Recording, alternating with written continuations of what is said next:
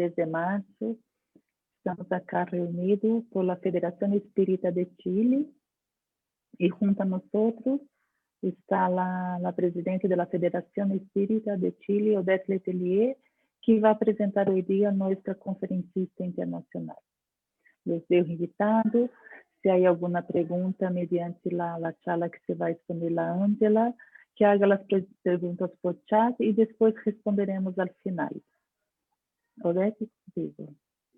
Yo les quería presentar a esta linda amiga de tantos años, espírita ella, que es Ángela María Núñez Cedres. Y la Ángela, su actividad normal es que ella es gerente bancario, pero ella ha participado en el movimiento espírita uruguayo desde el año 2002. Yo la conozco hace muchos años. Desde el año 2010, ella pasa a integrar la comisión directiva de la FEU, que es la Federación Espírita Uruguaya. También fue presidente de la FEU en el periodo 2017 a 2019, ¿ya? Y actualmente ella se desempeña en el cargo de presidente de esta misma federación, en este periodo de 2019 a 2021. Ella también coordina el área de asistencia espiritual de la FEU, de la Federación Espírita Uruguaya. Y también ella tuvo la feliz idea que consiguieron fundar el Centro Espírita por la Fraternidad en el año 2008, en la ciudad de Maldonado, en Uruguay. Y también ella colabora con la coordinadora sudamericana del SEI en relación a los talleres del área de asistencia espiritual. Y también ha colaborado en los congresos sudamericanos del año 2013 en Paraguay, del 2015 aquí en Chile, el 2017 en Colombia y 2019 en Bolivia. Y esta es nuestra querida amiga que hoy en día nos va a dar una excelente charla, muy amorosa y muy clara. Entonces recibámosla a ella con todo el cariño de nuestro corazón. Muchísimas gracias, Odette, Edimeire. Y bueno, primero que nada, agradecer a los hermanos de FEDECHI por esta oportunidad de trabajo, ¿verdad? Y de reencuentro espiritual que me dan hoy en día.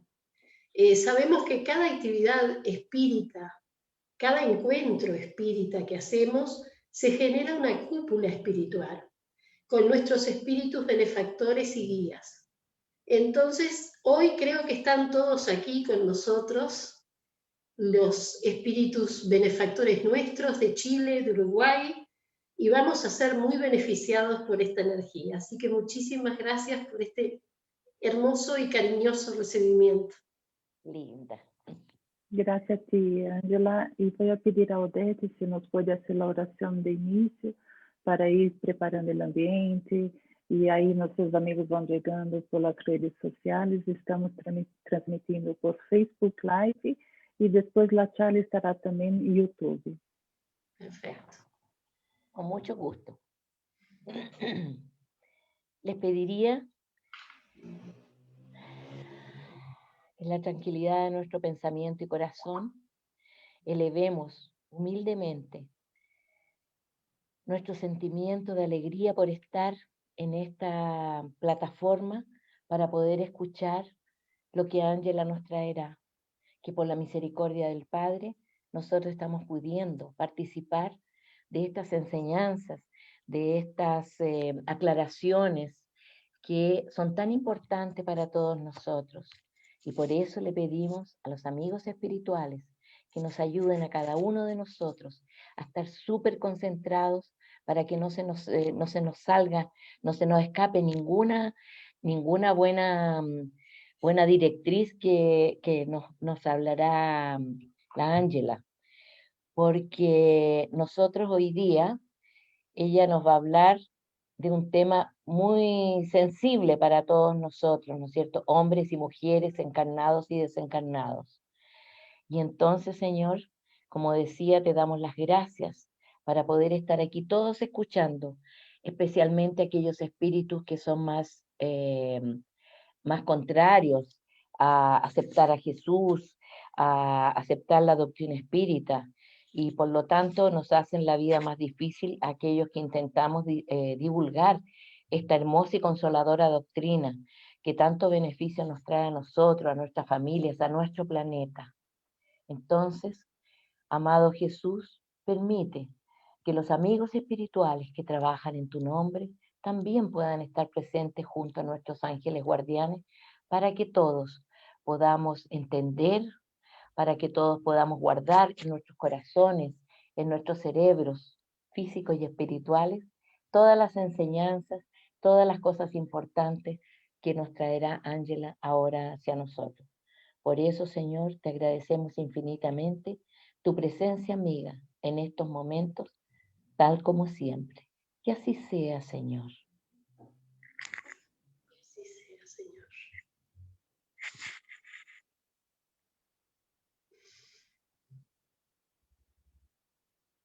Bueno, cuando Está ustedes compartido la pantalla. puedo compartir pantalla, bueno, esperemos que todo esté ahí, puede ser.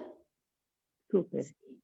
Bueno, entonces, primero que nada, gracias, y algo que no les dije, reciban el abrazo de todos los hermanos uruguayos, de la Federación Espírita Uruguaya, que seguramente y siempre estamos comulgando, trabajando juntos, apoyándonos, así que espiritualmente no hay fronteras. No somos un país, sino que somos todos hermanos, bajo la égida de ese protector, de ese maestro que es Jesús, que tanto nos vino a enseñar. Entonces, el tema que nos reúne hoy es este, ¿verdad? Es la mujer ante el Cristo. Y para llegar a la reflexión que este título pretende, y más que nada en este mes, ¿verdad? En este mes de marzo, un mes donde se conmemora en el mundo el Día de la Mujer, en apoyo a la tarea que las mujeres hacen para conseguir derechos igualitarios en la vida en sociedad a la que estamos todos integrados. La Declaración Universal de Derechos Humanos, adoptada por Naciones Unidas en diciembre de 1948, establece en el preámbulo la igualdad de derechos de hombres y mujeres. Y en el artículo 2.1 dice que la igualdad de derechos y libertades sin distinción alguna de raza, color, sexo, idioma, religión, etc. Además de esto, en junio de 1993, en la segunda conferencia mundial de los derechos humanos de Viena, se declara profundamente preocupada, ¿verdad?, por las varias formas de discriminación y violencia a que las mujeres estaban siendo sometidas en todo el mundo. Y establece en el artículo 18 que los derechos humanos de las mujeres y las niñas son parte inalienable, integral e indivisible de los derechos humanos universales. Creo que esa actualidad la seguimos manteniendo, ¿verdad? Seguimos teniendo distintos escenarios donde vemos a la mujer limitada en esos derechos humanos, ¿verdad?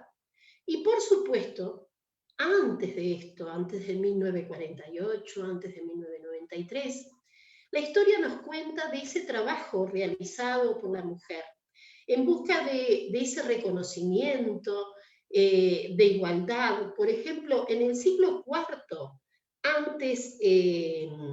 antes de Cristo, en la sociedad griega nos encontramos con el comediógrafo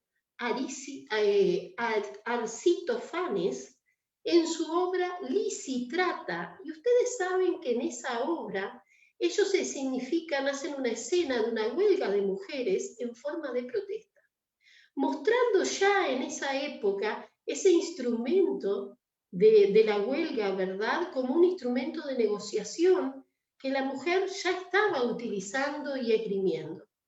Nos encontramos también en el seno de algunos grupos cristianos de los siglos II y III.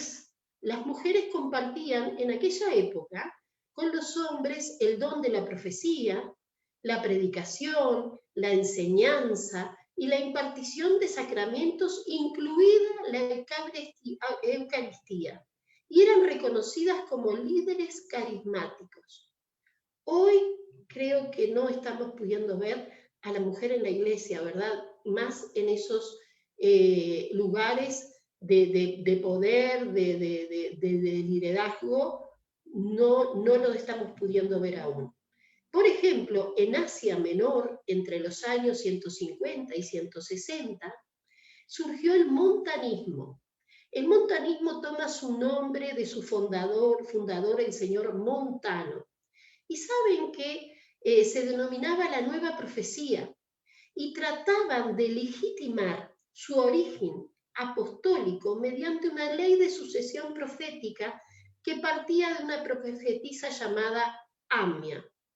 A fines del siglo IV todavía estaban sobrevivían, y ante la acusación de Epifanio de Salamina, que los acusaba de admitir mujeres en el clero y de permitirles ser obispos a las mujeres, sin importarles la diferencia de sexo, ellos se defendían. Y se defendían basándose en una sentencia de San Pablo en Gálatas 3:28, que decía lo siguiente. A ver si puedo pasar. Sí. No hay judío ni griego, no hay esclavo ni libre, no hay hombre ni mujer, pues todos vosotros sois uno en Cristo Jesús.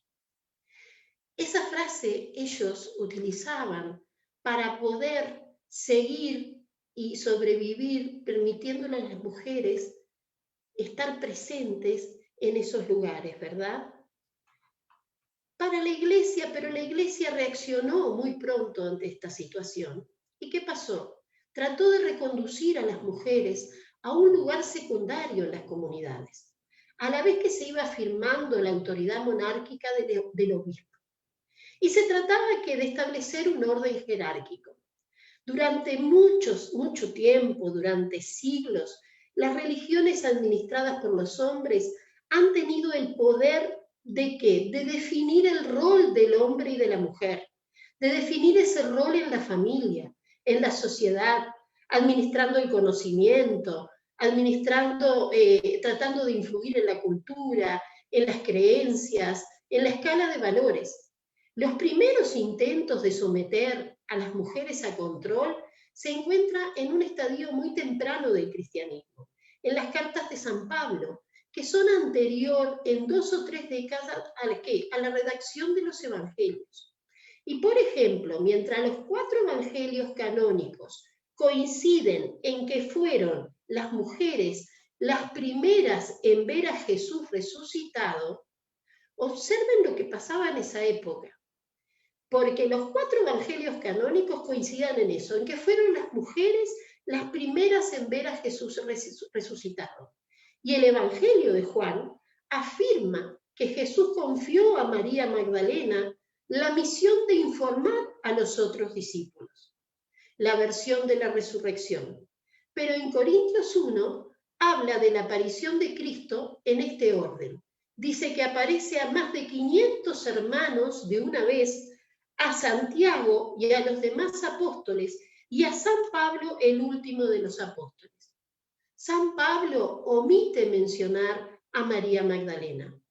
Entonces, el debate acerca de la autoridad de María Magdalena entre los apóstoles debió originarse, pero en épocas muy tempranas, ¿no? Ya ahí había un tema de igualdad y de derechos. En el Evangelio gnóstico de María, María Magdalena narra aquí, a petición de Pedro, revelaciones inéditas de Jesús. Andrés no cree que el Salvador haya dicho esas cosas y Pedro responde, pone en duda también de que Jesús haya hecho tales revelaciones a una mujer, a espaldas de otros apóstoles y prefiriéndola a los hombres. Entonces, Levi, que era el tercero de los apóstoles, en intervenir le dice a Pedro lo siguiente: Pedro, siempre fuiste impulsivo. Ahora te veo ejercitándote contra una mujer, como si fuera un adversario. Sin embargo, si el Salvador la hizo digna, ¿quién eres tú para rechazarla? Bien es cierto que el Señor la amó más que a nosotros. Más bien, pues, avergoncémonos y revistámonos del hombre perfecto. Partamos tal como nos lo ordenó y prediquemos el Evangelio, sin establecer otro precepto ni otra ley fuera de lo que dijo el Salvador. Impresionante lo que le hace Berlevi. ¿A dónde lo lleva? Al lugar que lo lleva, ¿verdad?, de reflexión. Entonces, ¿nosotros qué nos encontramos? En el Evangelio según el Espiritismo, en el capítulo 1, en el capítulo 1, nos habla de... Ay, perdón, que se me fue.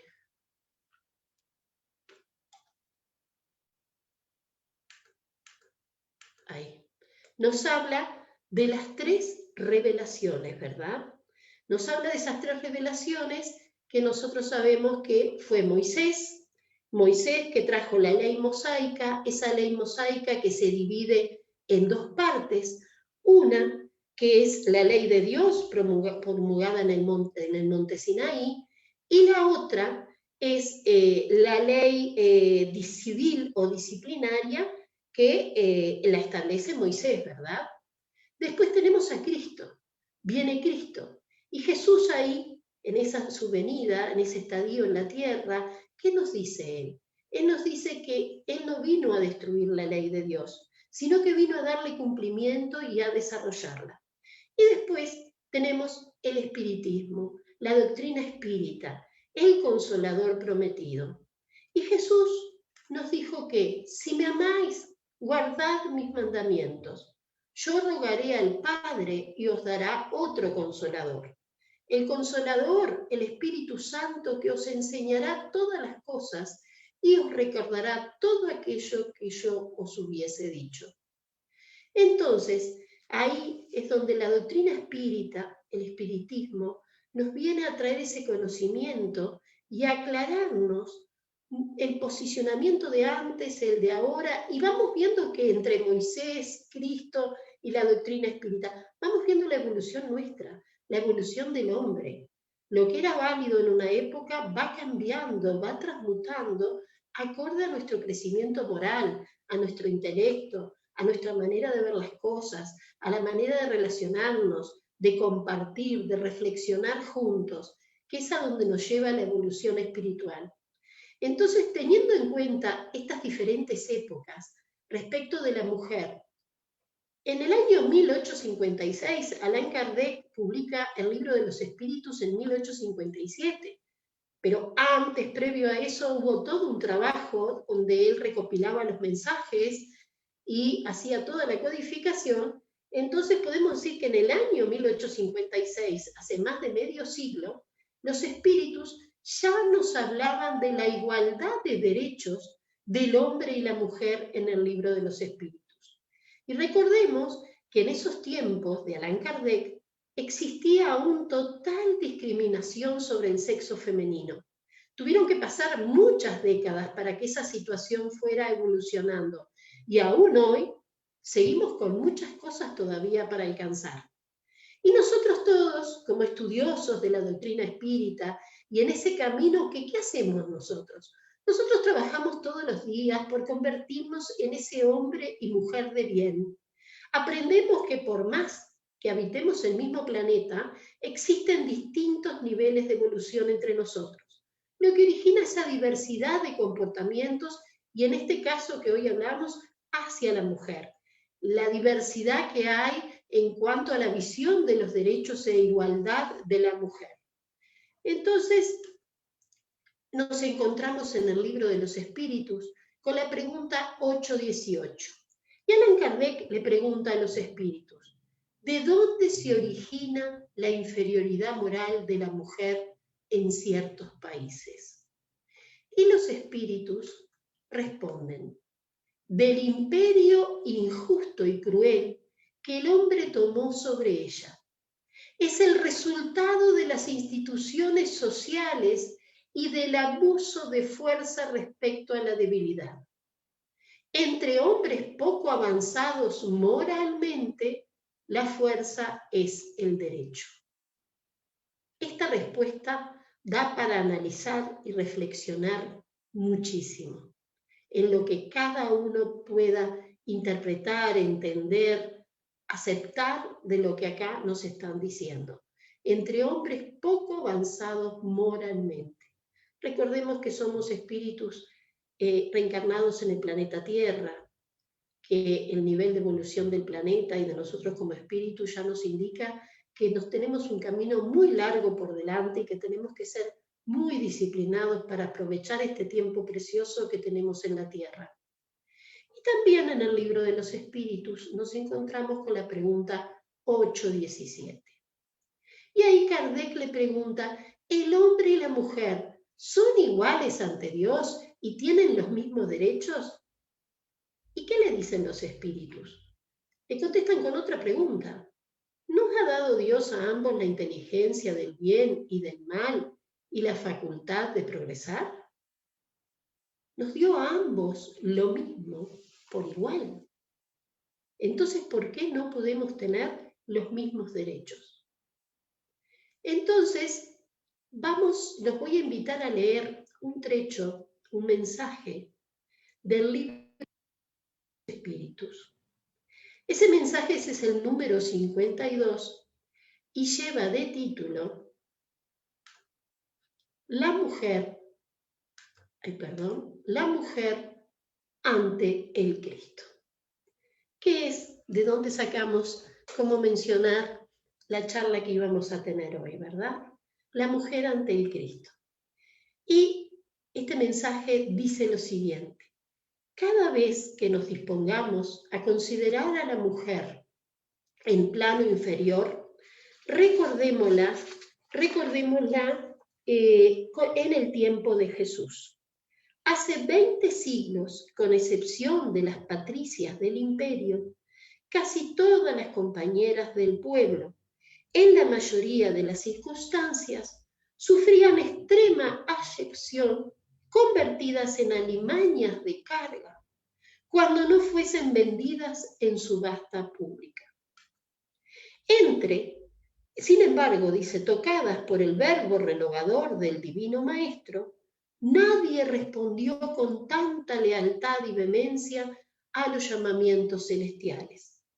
Entre las que habían bajado a los valles de la perturbación y de la sombra, encontramos en Magdalena al más alto testimonio de resurgimiento moral de las tinieblas hacia la luz. Y entre las que se mantenían en el monte del equilibrio doméstico, sorprendemos en Juana de Cusa al más noble exponente de colaboración y fidelidad. Atraídas por el amor puro, conducían a la presencia del Señor a los afligidos y los mutilados, a los enfermos y los niños. Y aunque no integrasen el círculo apostólico, fueron ellas representadas en las hijas anónimas de Jerusalén las únicas demostraciones de solidaridad espontánea que lo habían visitado sosegadamente bajo la cruz del martirio cuando los mismos discípulos se desbandaban. Ay, perdón. Perdón porque me salí o no. No. ¿Ahí se ve? Sí, se ve. Sí, está, perfecto. Cuando los mismos discípulos se desbandaban, más tarde, junto a los continuadores de la Buena Nueva, se mantuvieron en el mismo nivel de elevación y de entendimiento. Dorcas, la costurera jopense, después de amparada por Simón Pedro, se hizo más activa colaboradora de las asistencias a los desafortunados. Febe es la mensajera de la epístola de Pablo de Tarso a los romanos.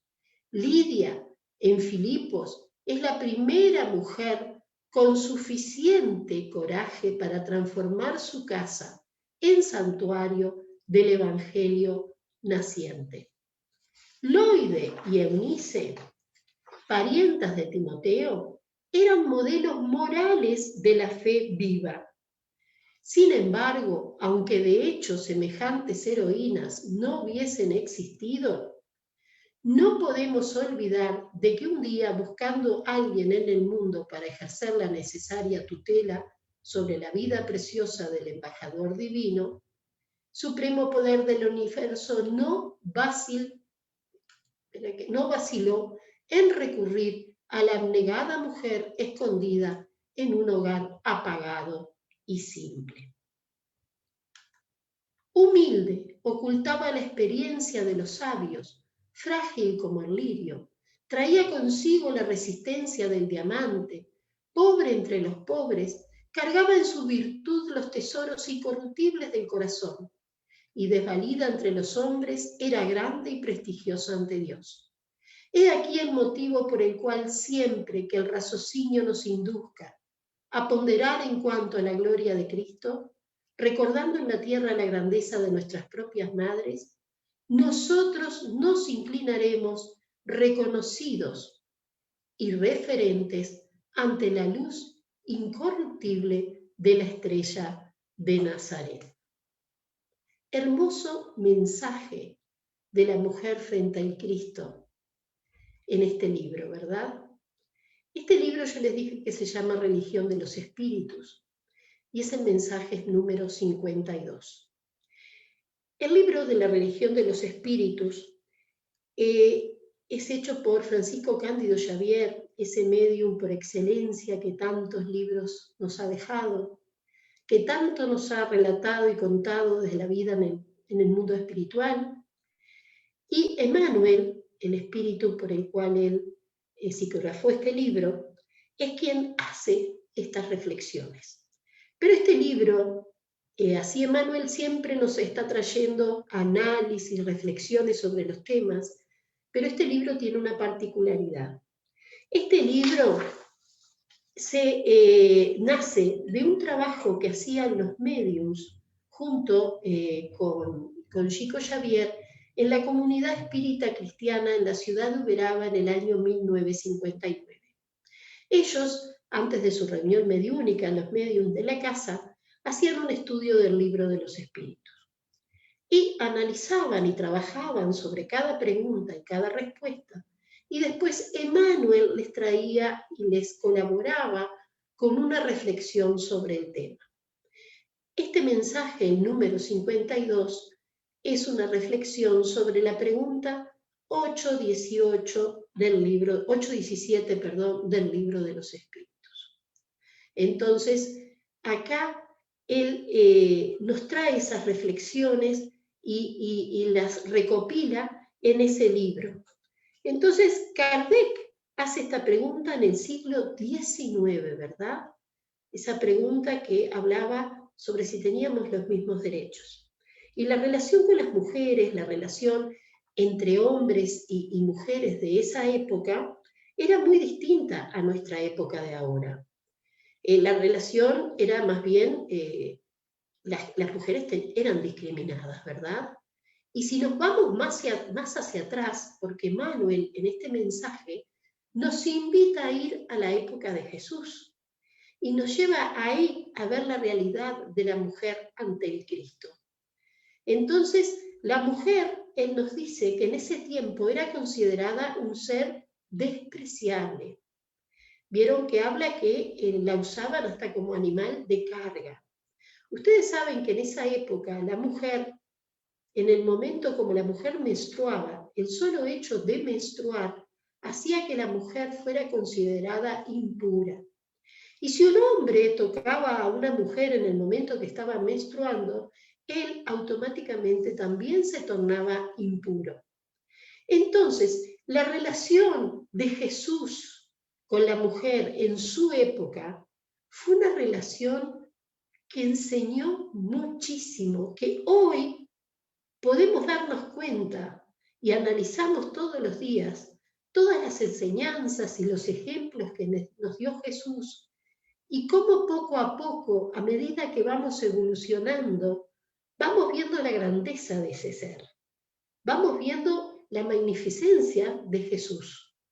Entonces, la relación en esa época de Jesús del hombre hacia la mujer era considerada tercer, cuarto lugar, en una escala muy baja.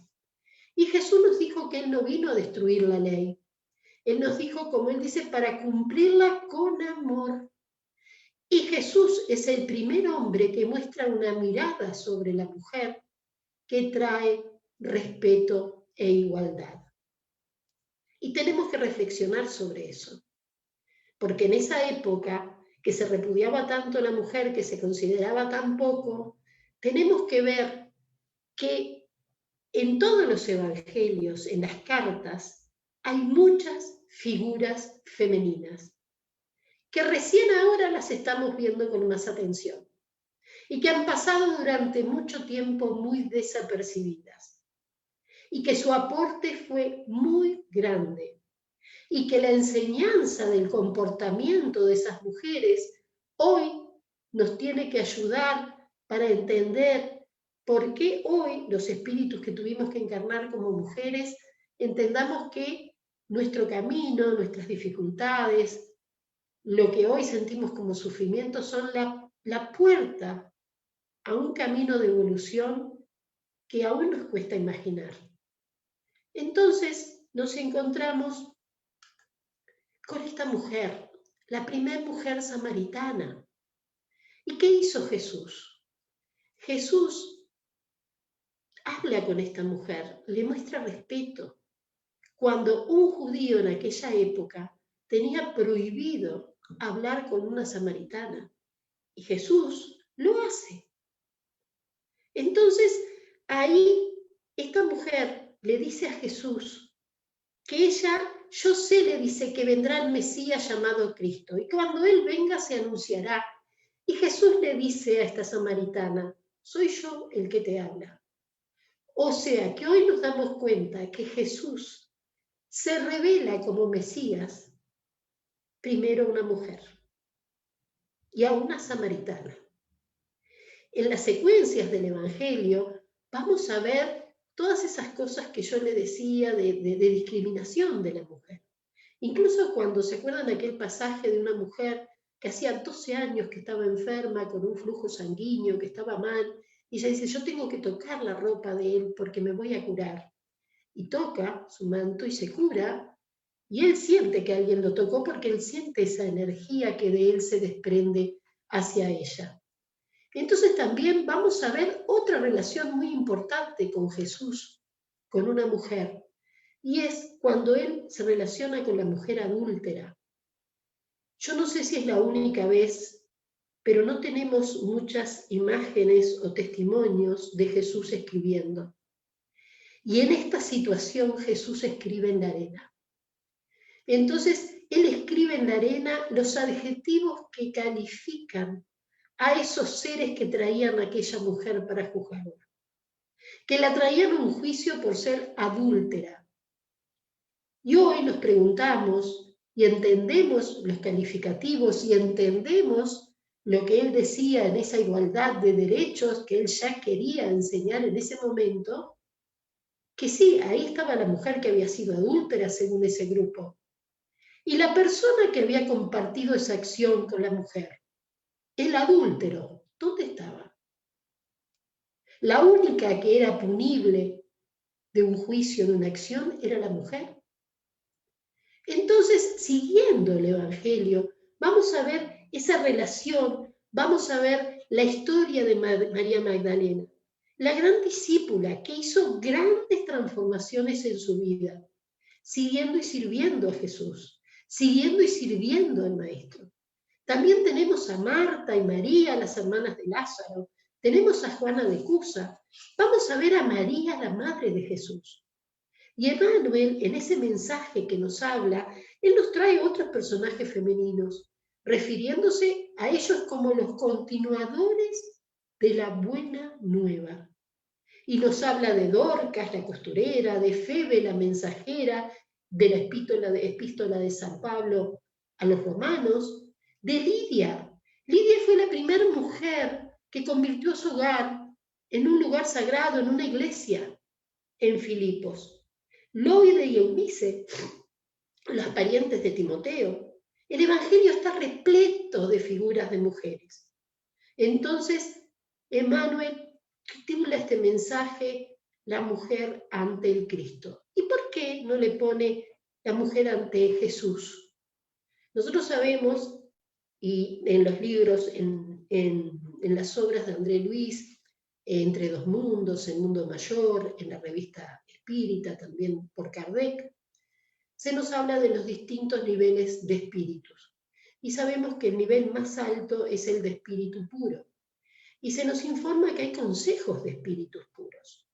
Y esos consejos de espíritus puros son quienes el Padre utiliza y trabaja con ellos para que estos espíritus puros sean quienes lo ayuden a realizar su obra, a realizar su voluntad, para darle vida a su voluntad. Y ellos vienen a trabajar con nosotros. Y esos espíritus puros son llamados Cristo. Entonces son espíritus crísticos y Jesús es uno de ellos. Por eso es el gobernador de este planeta.